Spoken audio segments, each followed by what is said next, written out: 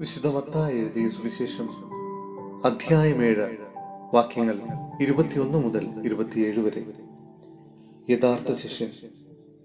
കർത്താവേ കർത്താവേ എന്ന് എന്നോട് വിളിച്ചപേക്ഷിക്കുന്നവനല്ല, എന്റെ സ്വർഗസ്ഥനായ പിതാവിന്റെ ഇഷ്ടം നിറവേറ്റുന്നവരാണ് സ്വർഗരാജ്യത്തിൽ പ്രവേശിക്കുക. അന്ന് പലരും എന്നോട് ചോദിക്കും, കർത്താവേ കർത്താവേ, ഞങ്ങൾ നിന്റെ നാമത്തിൽ പ്രവചിക്കുകയും നിന്റെ നാമത്തിൽ പിശാചുകളെ പുറത്താക്കുകയും നിന്റെ നാമത്തിൽ നിരവധി അത്ഭുതങ്ങൾ പ്രവർത്തിക്കുകയും ചെയ്തില്ലേ? അപ്പോൾ ഞാൻ അവരോട് പറയും, നിങ്ങളെ ഞാൻ ഒരിക്കലും അറിഞ്ഞിട്ടില്ല. അനീതി പ്രവർത്തിക്കുന്നവരെ, നിങ്ങൾ എന്നിൽ നിന്ന് അകന്നു പോകുവിൻ. എന്റെ ഈ വചനങ്ങൾ ശ്രവിക്കുകയും അവ അനുസരിക്കുകയും ചെയ്യുന്നവൻ പാറമേൽ ഭവനം പണിത വിവേകമതിയായ മനുഷ്യന് തുല്യനായിരിക്കും. മഴ പെയ്തു, വെള്ളപ്പൊക്കമുണ്ടായി, കാറ്റൂതി, അത് ഭവനത്തിന്മേൽ ആഞ്ഞടിച്ചു, എങ്കിലും അത് വീണില്ല. എന്തുകൊണ്ടെന്നാൽ അത് പാറമേൽ സ്ഥാപിതമായിരുന്നു. എന്റെ വചനങ്ങൾ കേൾക്കുകയും എന്നാൽ അതനുസരിക്കാതിരിക്കുകയും ചെയ്യുന്നവൻ മണൽപ്പുറത്ത് ഭവനം പണിത ബോഷന് തുല്യനായിരിക്കും. മഴ പെയ്തു, വെള്ളപ്പൊക്കമുണ്ടായി, കാറ്റൂതി, അത് ഭവനത്തിന്മേൽ ആഞ്ഞടിച്ചു, അത് വീണുപോയി. അതിന്റെ വീഴ്ച വലുതായിരുന്നു. സഹോദരരെ, വിശുദ്ധ പൗലോസ് ശ്ലീഹ റോമായിലെ സഭയ്ക്ക് എഴുതിയ ലേഖനം അധ്യായം 4 വാക്യങ്ങൾ 1 മുതൽ 12 വരെ. അബ്രാഹത്തിന്റെ മാതൃക. ആകയാൽ ജഡപ്രകാരം നമ്മുടെ പൂർവ്വപിതാവായ അബ്രാഹത്തെ കുറിച്ച് എന്താണ് പറയേണ്ടത്?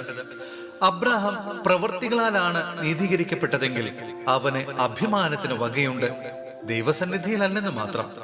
വിശുദ്ധ ലിഖിതം പറയുന്നത് എന്താണ്? അബ്രാഹാം ദൈവത്തിൽ വിശ്വസിച്ചു, അത് അവന് നീതിയായി പരിഗണിക്കപ്പെട്ടു. ജോലി ചെയ്യുന്നവന്റെ കൂലി കണക്കാക്കപ്പെടുന്നത് ദാനമായിട്ടല്ല, അവകാശമായിട്ടാണ്.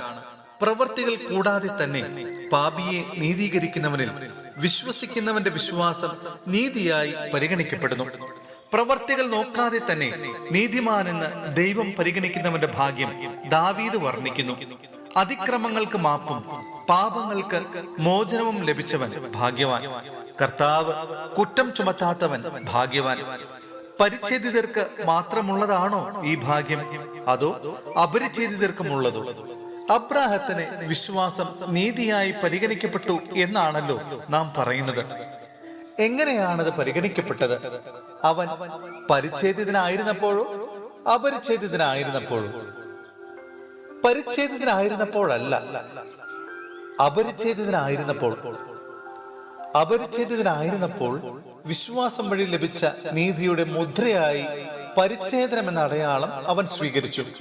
ഇത് പരിച്ഛേദനം കൂടാതെ വിശ്വാസികളായി തീർന്ന എല്ലാവർക്കും അവൻ പിതാവാകേണ്ടതിനും അങ്ങനെ അത് അവർക്ക് നീതിയായി പരിഗണിക്കപ്പെടേണ്ടതിനുമായിരുന്നു.